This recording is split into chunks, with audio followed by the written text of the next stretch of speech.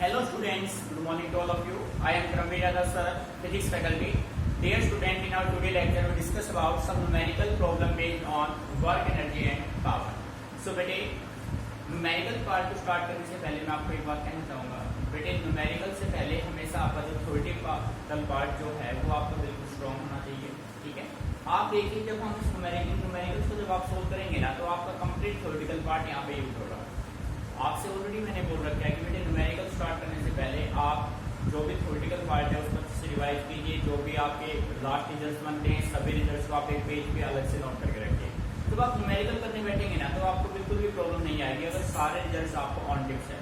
ठीक है बेटे, सबसे पहले हम न्यूमेरिकल फर्स्ट को हम सोल्व करते हैं. So read numerical first carefully. Important numerical है. First numerical question first. ठीक है, फर्स्ट को सोल्व करते हैं. प्यारे बच्चों, किसी भी न्यूमेरिकल को सोल्व करने से पहले उसको अच्छे से रीड कीजिए. जो भी गिवन डाटा है उसको नोट कीजिए, फिर तो आपका न्यूमेरिकल इजीली सोल्व हो जाएगा. ठीक है, देखो प्रेडिक्शन कह रहा है a force of F is equal to 10 plus 0.50x act on a particle in x direction. Find the work done by this force during a displacement from x is equal to 0 to x is equal to 2 metre. बेटे किसी के language को समझिए. कह रहे हैं मान लीजिए आपके पास यहाँ पे कोई एक बॉडी है. प्रेजेंट में इस बॉडी का डिस्प्लेसमेंट है 0. बॉडी किस पे है?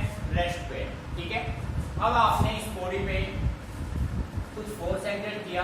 सेकंड सिचुएशन में जैसे ही आपने इस बॉडी पे फोर्स एक्सर्ट किया, इस बॉडी का डिस्प्लेसमेंट हुआ और ये बॉडी आप यहाँ पे आ चुका है. ठीक है बेटे, यानी यहाँ पे जो डिस्प्लेसमेंट है वो बेटे कितना हो गया? 2 मीटर. और किसकी वजह से आया? Due to applied force. तो प्यारे मतलब जैसा कि हम सभी जानते हैं, अगर हम किसी ऑब्जेक्ट पे फोर्स एक्सर्ट करें, फोर्स एक्सर्ट करने से ऑब्जेक्ट डिस्प्लेसमेंट दे, then work is said to be done. ठीक है, तो सबसे पहले हम फाइंड आउट करेंगे स्मॉल वर्क डन, फिर निकालेंगे टोटल वर्क डन. बात समझ आ रही है? तो देखो बेटे गिवन डाटा आपने यहाँ पे फॉलो किया. गिवन डाटा प्यारे बच्चों, गिवन डाटा में देखो आपके पास फोर्स गिवन है F is equal to 10 plus 0.50x. ठीक है, ये आपके पास गिवन है. उसके बाद अब बेटे यहाँ पे मैं सबसे पहले फाइंड आउट कर लेता हूँ small amount of work done. Small amount of work. तो बेटे small amount of work done जो होगा dw होगा किसके बराबर होगा? f dx के इक्वल होगा. dw equal to f into dx. ठीक है, आप मान लीजिए जैसे आपने ऑब्जेक्ट पे कुछ फोर्स एक्सर्ट किया, ऑब्जेक्ट ने स्मॉल डिस्प्लेसमेंट दिया, that is equal to dx. ठीक है बेटे, अब देखो अब हम यहां से फाइंड आउट कर लेते हैं total work done. Total work done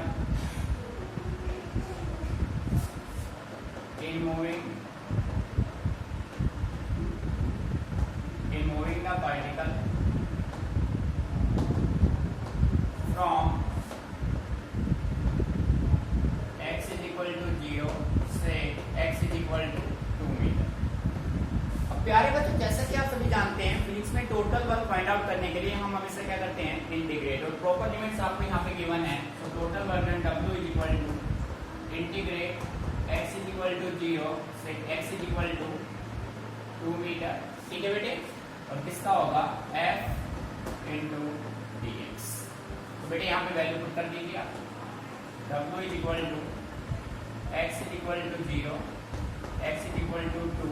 ठीक है, F की वैल्यू क्या है बेटे? यहाँ से देखो 10 प्लस 0.50. बेटे इसके साथ क्या है? x. और इनमें में क्या होगा? dx.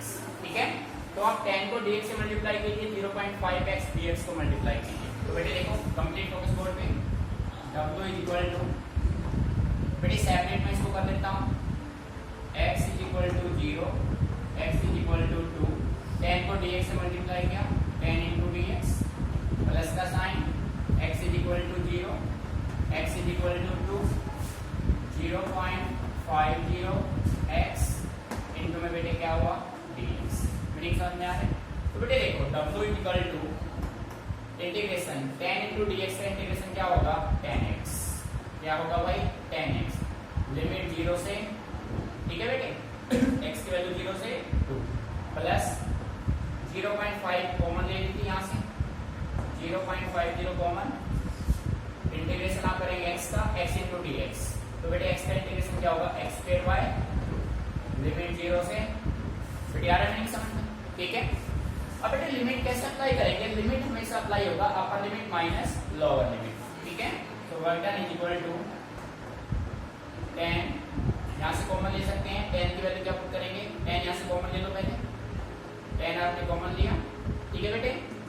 x का वैल्यू पुट किया 2 माइनस 0 प्लस 0.50 डिवाइड में 2 कॉमन ले लीजिए आप, x स्क्वायर 2 का स्क्वायर माइनस 0 का स्क्वायर, बेटे आ रहा है नहीं समझ में, ठीक है।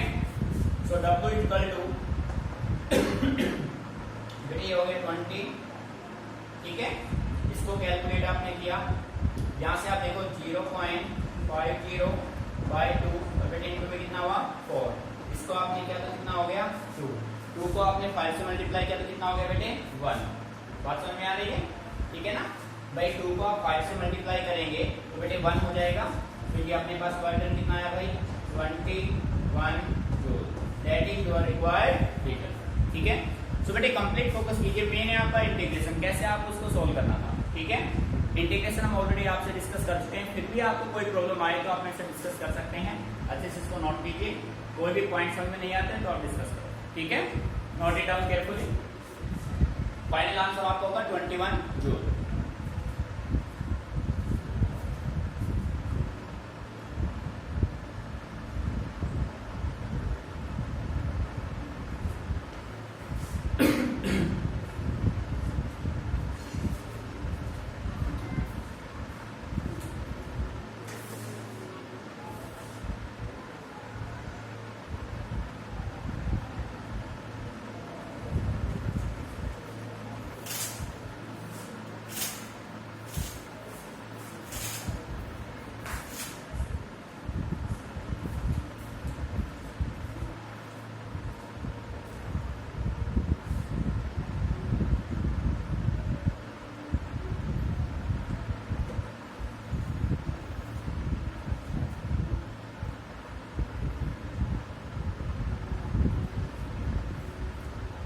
मैं इसको रख रहा हूं, तब तक आप सेकंड इमेज को रीड कीजिए अच्छे से।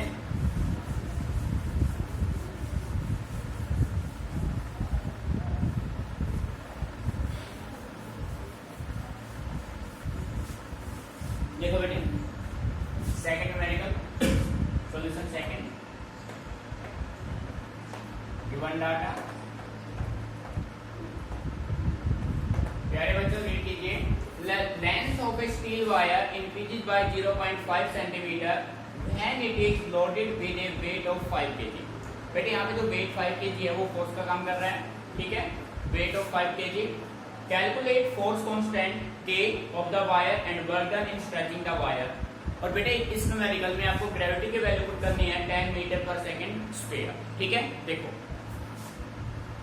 बेटे आप मान लीजिए आपके पास कोई एक वायर है, ये एक वायर हो गया, इस वायर पे आपने एक लोड एक्सर्ट किया 5 kg का, आपने फोर्स एक्सर्ट किया 5 kg का, 5 kg के फोर्स से ये एलोंगेट हुआ, और कितना एलोंगेट हुआ 0.5 सेंटीमीटर, ठीक है। तो कंडीशन ये है, ये आपके पास एक वायर हो गया,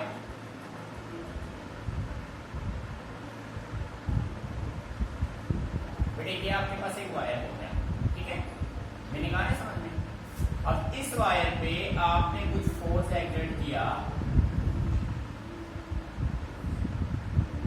और फोर्स एक्सर्ट करने से ध्यान समझना, इसका तो यहां तक एलोंगेशन 0 है, यहां तक एलोंगेशन क्या है 0। अब ये जो डिस्प्लेसमेंट इस बॉडी ने किया यहां से यहां तक का, बेटे ये कितना है 0.5 सेंटीमीटर। कब किया, जब आपने इस पे 5 kg का लोड एक्सर्ट किया, बेटे मीनिंग आ रहा है समझ में। आपने इस बॉडी पे कितना लोड एक्सर्ट किया 5 kg का, wait of 5 kg, calculate the force constant. अब देखो अगर हम बात करें एलोंगेशन, x आपके पास कितना गिवन है बेटे, x 0.5 सेंटीमीटर, 0.5 सेंटीमीटर, ठीक है, गिवन है ना। उसके बाद when it is loaded with weight of 5 kg, तो बेटे इसका फोर्स कितना है 5 kg, फोर्स हो गया 5 kg, ठीक है। उसके बाद क्या है, calculate force constant. Force constant की आपको यहाँ से फाइंड आउट करना है, ठीक है। और ग्रेविटी की वैल्यू आपको क्या लेनी है, यहाँ पे जी आपको लेना है 10 मीटर पर सेकेंड स्क्वायर। तो बेटे ये जो फोर्स आपको वेट निकालना है, तो वेट आपका ये आपके पास गिवन है m, क्या गिवन है, मास 5 kg, ठीक है। तो यहाँ से फोर्स क्या हो जाएगा, फोर्स आपका होगा mg, और m अपने पास है 5 kg और इनटू अपने पास कितना हो जाएगा 10, ये आ गया 15 न्यूटन। फोर्स कितना एग्जर्ट किया आपने, 15 न्यूटन, ठीक है बेटे। तो यहाँ से मैं कह सकता हूँ ये तो मास का 15 न्यूटन अपना क्या हो गया फोर्स। बेटे लैंग्वेज को समझना है, क्वेश्चन क्या आपसे बोल रहा है, उसके अकॉर्डिंग आप उसको टैकल करना है, ठीक है। तो यहाँ से आप देखो मास 5 kg है, तो फोर्स आपने निकाल लिया, ग्रेविटी आपके पास गिवन, बेटे बात समझ आ रही है। अब जैसा कि आप सभी जानते हैं बेटे, यहाँ से हम बात करें, देखो ये डाटा आपके पास किसमें गिवन है, सेंटीमीटर, तो इसको किसमें कन्वर्ट कर लेंगे, मीटर में। तो 0.5 सेंटीमीटर को आपने मीटर में कन्वर्ट किया, तो ये हो गया 0.5 इंटू 10 की पावर क्या हो जाएगा, -30, और क्या हो जाएगा बेटे, मीटर। 0.5 इंटू 10 की पावर -2 क्या हो गया, मीटर। नहीं समझ में आ गया, ठीक है। अब आप देखिए, आपको निकालना है वर्क डन। बेटे आपने टॉपिक सोल्व किया था elastic potential energy of stretch, spring और वायर, ठीक है। तो उसका रिजल्ट था, जैसा कि आप जानते हैं, work done is equal to half के एक्स स्क्वायर। बेटे ये था हाफ के एक्स स्क्वायर। तो पहले आपको क्या चाहिए, के चाहिए। जैसा कि आप जानते हैं एच, बेटे फोर्स कांस्टेंट के, फोर्स कांस्टेंट के अपना किसके बराबर होता है, F upon x, F upon x. तो यहां से के की वैल्यू अपने पास क्या हो जाएगी, एफ कितना है भाई 50, और एक्स कितना है 0.5 इंटू 10 की पावर -2। बेटे बात समझ आ रही है। तो के की वैल्यू यहां से क्या हो जाएगी, पॉइंट को आपने रिप्लेस किया, कितना हो गया भाई, तो ये हो जाएगा 10 की पावर 4, 10 की पावर 4। बेटे आ रहा है नहीं समझ में, ठीक है। अब के की वैल्यू यहाँ पे ले आओ, work done is equal to, बेटे ध्यान देना इस बात पे, हाफ के की वैल्यू 10 की पावर 4 इंटू 0.5 इंटू 10 की पावर -2, और उसका क्या करना है बेटे, square. So work done is equal to 1/2 10 की पावर 4, 0.5 इसको करेंगे 0.5 इंटू 0.5 इंटू 10 की पावर -4। ये प्लस माइनस क्या हो जाएंगे बेटे, कैंसिल आउट हो जाएंगे, ठीक है। नहीं समझ में आ रहा है। इसको हमने सोल्व किया, तो वर्जन अपना आया 25 अपॉन 2 इंटू 100। बेटे आ रहा है नहीं समझ में। तो ये अपना हो जाएगा 0.125 joule, that is your required result. बेटे ध्यान से सुनो फिर, न्यूमेरिकल कह रहा है भाई आपके पास the length of a steel wire increase by 0.5 centimetre when it is loaded with a weight of 5 kg। आपके पास कोई एक वायर था, उस वायर पे आपने वेट एक्सर्ट किया 5 kg का, तो बेटे फोर्स कितने न्यूटन का एक्सर्ट होगा, 50 न्यूटन का, ठीक है। उसका एलोकेशन कितना होगा, 0.5 सेंटीमीटर। आपने इसको स्टैंडर्ड में चेंज किया, ये हो गया 0.5 इंटू 10 की पावर -2 मीटर। मास गिवन है, फोर्स कांस्टेंट के निकालना है, ग्रेविटी गिवन है, फोर्स होता है mg, 50 न्यूटन का एक्सर्ट हो गया। बेटे वर्क होता है हाफ के एक्स स्क्वायर। अब के की वैल्यू अननोन है, के आपका हो जाएगा f/x, ठीक है। f गिवन है, x गिवन है, डाटा यहां से आपने कैलकुलेट किया, ठीक है। बेटे उसके बाद देखो वर्क अपना हो गया हाफ, के की वैल्यू आपने पुट की x स्क्वायर, डाटा आपने सोल्व के रिजल्ट आपका बन गया 0.125 क्या हो जाएगा joule, that is your required result. Note it down carefully.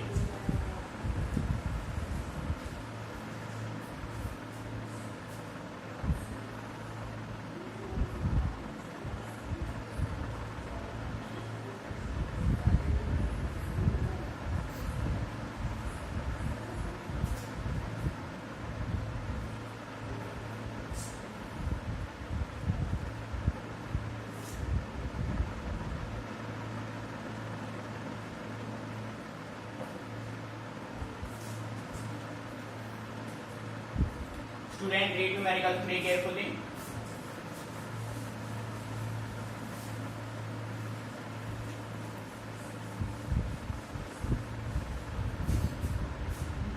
बेटे देखो ये कह रहा है आपके पास कोई बॉडी है, a body move from point A to B under the action of a force as on in the figure, find the work, ठीक है। कोई बॉडी पॉइंट ए से अपना जर्नी स्टार्ट करकर बी तक चला जाता है, तो आपको फाइंड आउट करना है वर्क डन। बेटे बात समझ आ रही है? फिर सेम टाइप आप ऑलरेडी फाइंड आउट कर चुके हैं काइनेमेटिक्स में। भाई काइनेमेटिक्स में हमने एरिया अंडर वीटी ग्राफ ये हम सब फाइंड आउट कर चुके हैं। तो बेटे कंसेप्ट बिल्कुल सिंपल है, वर्क अपना होता है फोर्स इनटू डिस्प्लेसमेंट। ये 0 5 10 15 ये वैल्यू है फोर्स के, 1 2 3 4 5 ये सभी क्या है डिस्प्लेसमेंट है। बेटे मीनिंग समझ में आ रहा है? ठीक है, तो ये सभी आपके हो गए डिस्प्लेसमेंट, फोर्स इनटू डिस्प्लेसमेंट आपका क्या हो जाएगा वर्क डन। पर बेटे ध्यान से देखो आप, टोटल जो वर्क डन आपका होगा वो होगा वर्क डन ऑफ एरिया 1 2 2 3 3 4 4 5। बेटे आ रहा है मीनिंग समझ में? ठीक है, सो 1 2 में आप देखो एक रेक्टेंगल बन रहा है, तो रेक्टेंगल का फॉर्मूला आप लगा देंगे। 2 3 में यहाँ तक रेक्टेंगल है, यहाँ तक ये क्या है, यहाँ तक ये एक ट्रायंगल है, तो इसका मतलब ये ट्रेपेजियम बन रहा है। बेटे क्या बन रहा है? ट्रेपेजियम। ठीक है, उसके बाद फिर एक ट्रायंगल, फिर एक ट्रायंगल। तो बेटे हमने काइनेमेटिक्स में एक बात अच्छे से क्लियर की थी कि बेटे area below the x axis is taken as negative. ठीक है, तो देखो बेटे इसी डायग्राम में वर्क फाइंड आउट करेंगे। Answer 3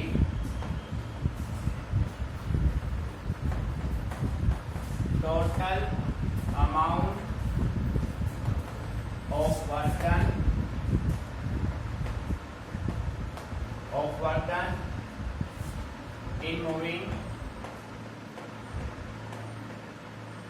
in moving the body from A to B। ठीक है बेटे, सो WAB जो आपके पास होगा WA to B, WAB किसके बराबर होगा? W12 प्लस W23 3 4 4 5, 1 से 2 2 से 3 3 से 4 4 से 5। तो बेटे देखो WAB, अब बेटे ये देखो पर W जो आपका 4 से 5 है वो आपका नेगेटिव रीजन में है, तो यहाँ पे साइन क्या लग जाएगा? नेगेटिव। क्यों लगा बेटे? क्योंकि डिस्प्लेसमेंट जो है पॉजिटिव की वजह से पॉजिटिव रहता है, नेगेटिव की वजह से नेगेटिव। बात समझ आ रही है? पर डिस्टेंस ऑलवेज क्या होगा? पॉजिटिव। क्लियर? अब देखो बेटे 1 2 का अगर मुझे एरिया निकालना है तो मुझे एरिया किसका चाहिए? इस रेक्टेंगल का चाहिए। बेटे ध्यान से समझ लेना, रेक्टेंगल का एरिया होता है लेंथ इनटू ब्रेड्थ। इसका लेंथ कितना है बेटे? लेंथ इसका हो गया 10, ब्रेड्थ हो गया 1, तो W12 मेरे पास हो जाएगा। यहाँ पे मैं सेपरेट निकालूं, इसको इक्वेशन फर्स्ट मान लेता हूँ। फ्रॉम फिगर बेटे ध्यान से समझना, फिगर से आप देखो W12 में हम बात करें तो एक रेक्टेंगल है, रेक्टेंगल का एरिया अपना हो जाएगा length into breadth, 10 into 1 is equal to 10। बेटे W12 आ गया 10 into 1। उसके बाद W21, बेटे W21 में आप देखो यहां से यहां तक, बात को समझना ध्यान से आप। ये हो गया एक रेक्टेंगल और ये हो गया एक ट्रायंगल, तो मैं कह सकता हूं area of rectangle plus area of triangle, area of triangle. तो बेटे यहां से आप फाइंड आउट करेंगे W23, तो अपने पास क्या होगा? इसका एरिया 10 into 1 प्लस, अब ट्रायंगल का एरिया क्या होगा? बेटे पूरा फोकस बोर्ड पे, हाफ इंटू बेस। बेस कितना है इसका? बेटे बेस कितना है? 1 इंटू हाइट कितना है इसका? इसका हाइट ही कितना है? 5। मीनिंग आ गया समझ में? जब आप इसको कंप्लीट सोल्व करेंगे तो बेटे कितना बचेगा आपके पास? 10 और 5/2, 10 5/2 आप करेंगे तो 12.5 जूल। ठीक है भाई, 10 इसका हो गया 5/2, 2.5 जूल। सो टोटल आपका हुआ 12.5 जूल। Meaning clear? अब बेटे आप बात कीजिए इस रीजन की, ठीक है, यानी कि 3 से 4 वर्क डन 3 से 4 इज इक्वल टू, बेटे 3 से 4 में आपको एक ट्रायंगल नजर आ रहा है, सो आप कह सकते हैं ट्रायंगल का एरिया होगा हाफ इंटू बेस। बेस कितना है भाई? 1। और बेटे इसका हाइट कितना है? हाइट कितना है भाई इसका? 15। सो बेटे ये होगा 7.5 जूल। ठीक है, अब आपके पास क्या बचा? 4 से 5, W 4 से 5 क्या होगा बेटे? ये भी एक ट्रायंगल है, हाइट इसका कितना है, इसका हाइट बेटे यहाँ पे नेगेटिव डाटा की मैं बात करूँ, देखो ये 15 पे है, माइनस का 15, माइनस का 10, माइनस का 5 एंड 0, ठीक है। देखो W45 हाफ इंटू बेस 1 है, हाइट 15 है, तो 7.52। डिफरेंस समझ में आ रहा है। पर ये कैसा है, माइनस का है। ये माइनस क्यों है, क्योंकि बिलो द एक्स एक्सिस है। क्लियर। इन सभी के वैल्यू पुट कर दीजिए फर्स्ट में, put these values in equation first, we get, देखो बेटे WAB is equal to W12 कितना है भाई, 10 जूल, 10 प्लस 2 3 12.5 प्लस 7.5 माइनस 7.5, तो बेटे दोनों कैंसिल हो गए, तो नेट वर्क डन जो आपका आएगा वो क्या है आपका 22.5 जूल रिक्वायर्ड इंटरवल। बेटा नहीं समझे तो बस आपको करना क्या है, आपको स्कीमेटिक को अच्छे समझना है। इसका वर्क डन आपने फाइंड आउट किया 10, इस पार्ट का कितना आया 10, इस पार्ट का कितना आया 2.5, इस पार्ट का कितना आया 7.5 प्लस का, इस पार्ट का माइनस का 7.5, ठीक है बेटे। ये कैंसिल हो जाएंगे, ये दोनों अपने पास 10 20 22.5। मीनिंग क्लियर, ज्योमेट्री को अच्छे समझना है आपको, इसको clear.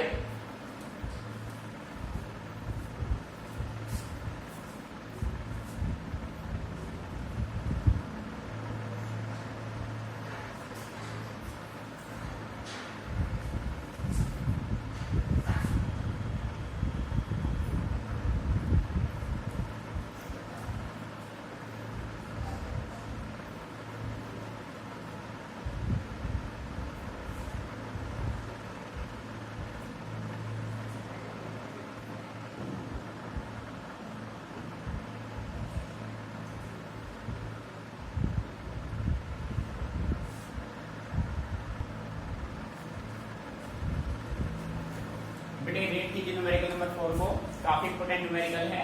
The linear momentum of a body is increase by 10%, what is the percentage change in its kinetic energy.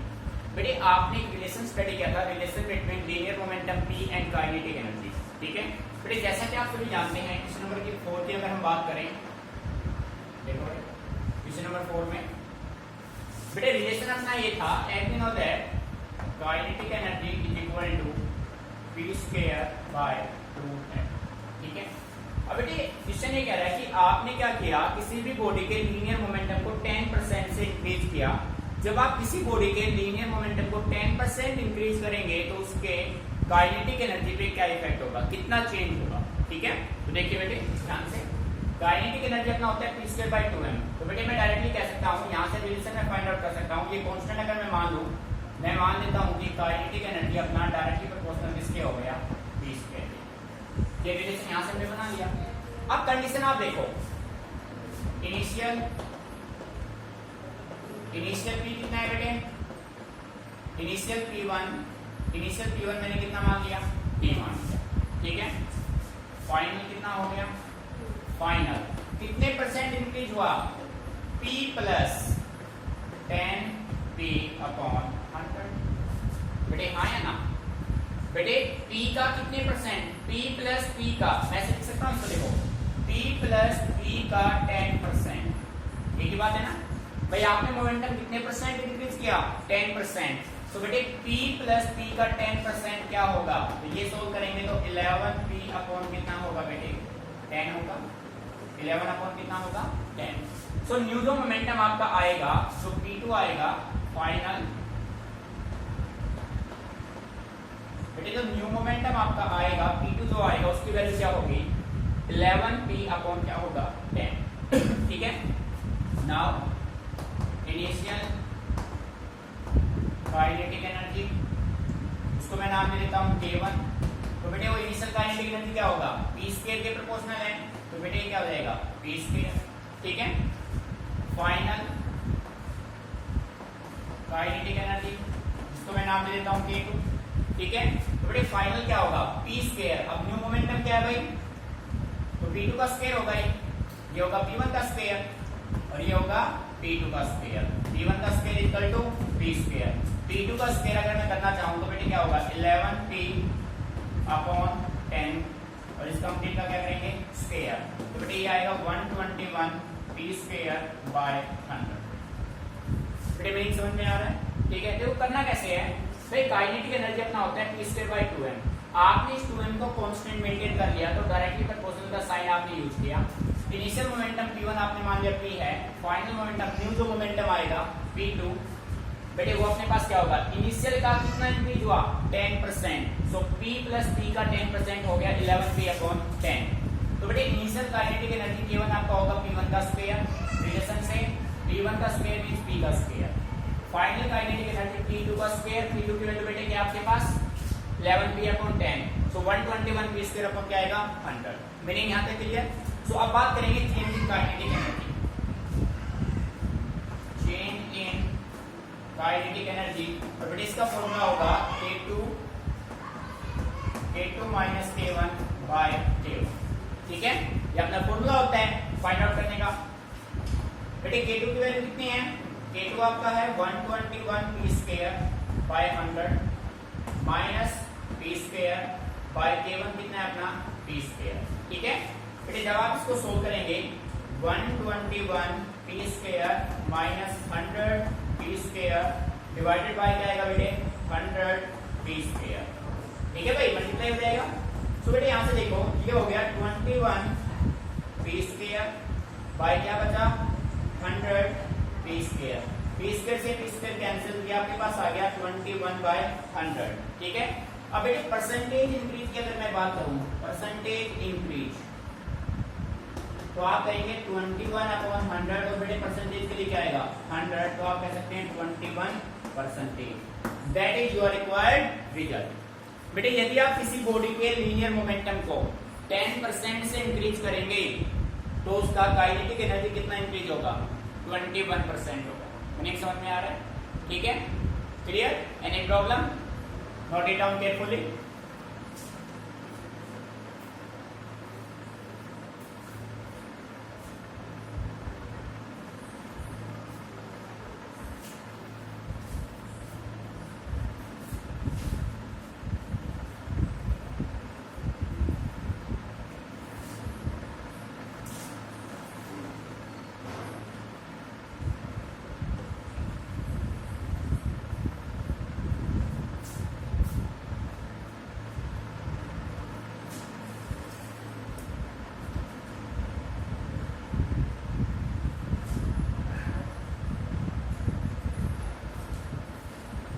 Problem clear अच्छे से? बेटे मेन बस कैलकुलेशन का ध्यान रखना है आपको। अब देखो इसी न्यूमेरिकल के स्ट्रक्चर को आप कैसे चेंज करेंगे। बेटे कुछ न्यूमेरिकल्स मैं आपको दे रहा हूं जो आपको सॉल्व करने हैं, प्रॉब्लम आए तो मेरे पास सेंड करना है इनको। ठीक है, देखो भाई आप इस नंबर ऐड कीजिए, इफ इसी को रिवर्स करना है आपको। मैं ऐसे लिखता हूं, if kinetic energy of a body, if kinetic energy of a body is increase by 21%, then what will be the changes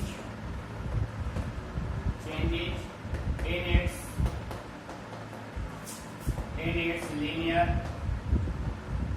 momentum। बेटे ध्यान सुनो, अब आपको आंसर तो क्लियर है, अभी आपने फाइंड आउट कर दिया है। भाई कह रहा है आपसे अगर किसी बॉडी के काइनेटिक एनर्जी को आपने 21% से इंक्रीज किया तो उसके मोमेंटम में कितना इंक्रीज होगा। तो बेटे आंसर तो आपका क्या रहेगा 10%। कितना आएगा भाई, काइनेटिक एनर्जी अगर 10% 21 इंक्रीज हुआ तो मोमेंटम कितना होगा 10%। ऐसे नंबर 6 पे बेटे मैं आपसे कहता हूं, if linear momentum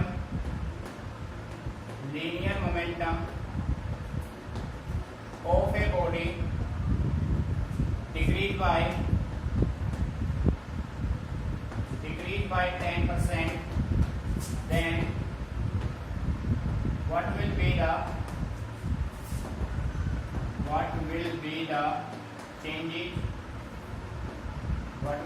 changes in its बेटे फोर्थ न्यूमेरिकल में हमने लीनियर मोमेंटम को 10% से इंक्रीज किया था। अब हम उसी लीनियर मोमेंटम को 10% से क्या कर रहे हैं, डिक्रीज कर रहे हैं। तो अब आपको ये बताना है कि जो न्यू काइनेटिक एनर्जी होगा उसमें क्या चेंज होगा। ठीक है, तो बेटे दोनों न्यूमेरिकल आपको सॉल्व करने हैं। Try yourself, if any problem then ask me. ठीक है बेटे, ये न्यूमेरिकल आपको सोल्व करने हैं, सोल्यूशन मेरे पास सेंड करना है। कोई भी आपको प्रॉब्लम आए तो आप मैसेज करना। ठीक है, नोट इट डाउन केयरफुली।